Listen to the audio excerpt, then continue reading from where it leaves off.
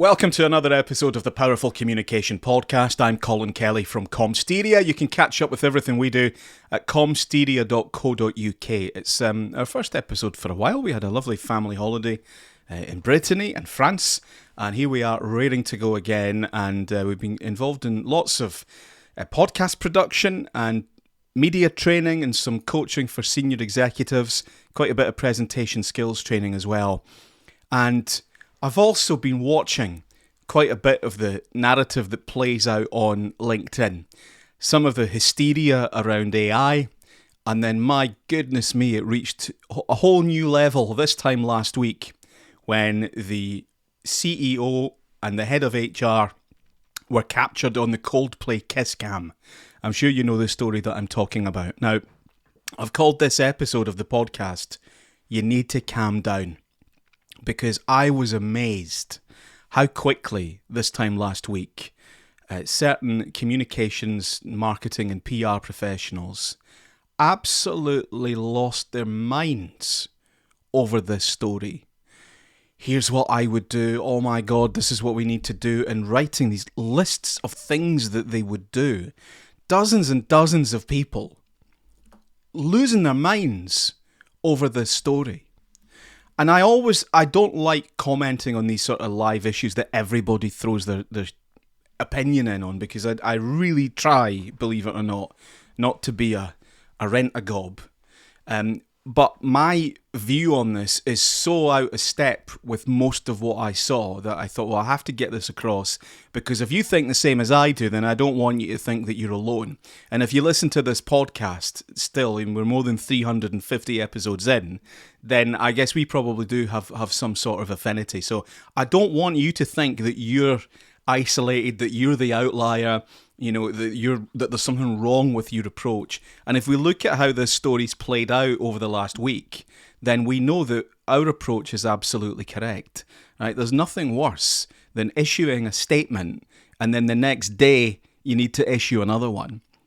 I also think, just from what I've seen on LinkedIn, I'm not talking here about our clients or anybody that we work with, who I think are much more aligned with how I operate.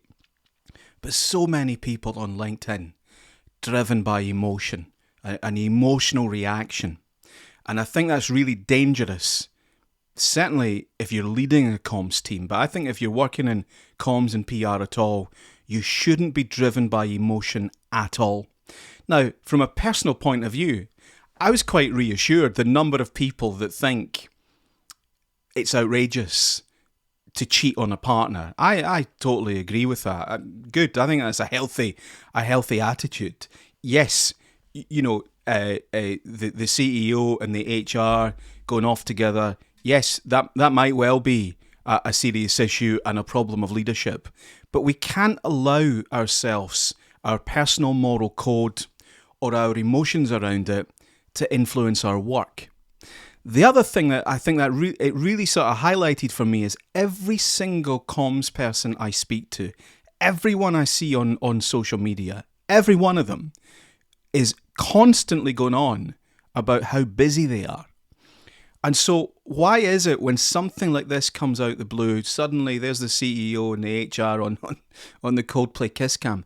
How have you even got the time to get involved and react to that? You really need to stay calm, take an overview, sit back, see how it goes. The days now of controlling every single mention of your brand, or even being on top of every mention on your brand, are completely over. I saw someone, it was a couple of agencies last week, sharing this story and then saying, this is why you need to know everything that's going on. You need better media monitoring.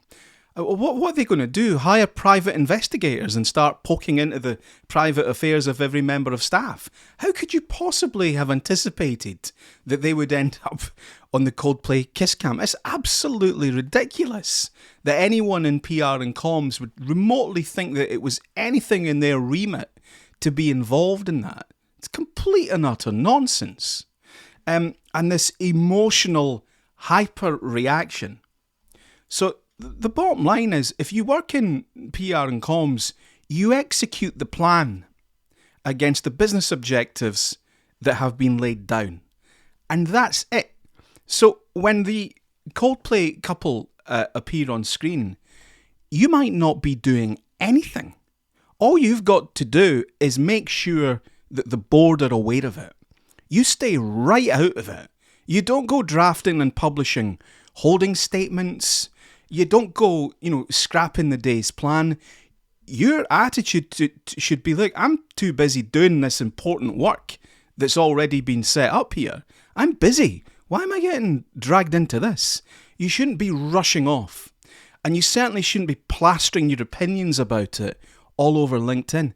How embarrassing. You've got a job to do that goes against the business objectives already been set up for you. So get on and do that. And if the board come to an agreement with the CEO and the HR and somebody's leaving the business, then what you can do is you can put a statement out on their behalf. Companies can't be, every time we think somebody's misbehaving, we're rushing out a statement. I'm really concerned about this needy, emotional overreaction from certain people in PR and comms. Imagine if accountants behaved the same way, or plumbers or electricians behaved the same way. We're supposed to be like them. We're supposed to be professionals. And we've got to start acting like professionals. So I found that hugely embarrassing, what I saw last week. And as it's played out, we know now that the people that just sat back, let it go, it's all right. It's not a GP's practice. It's an AI company involved in an AI land grab. This isn't going to hurt them. It's all right. Chill out. And we know now the way it's played out. CEO's gone. HR person's out there as well. Great. A few days later, put out a quiet little statement, and here we are a week on. I can't even remember the name of the company. Nice and easy. Job done. Back to work.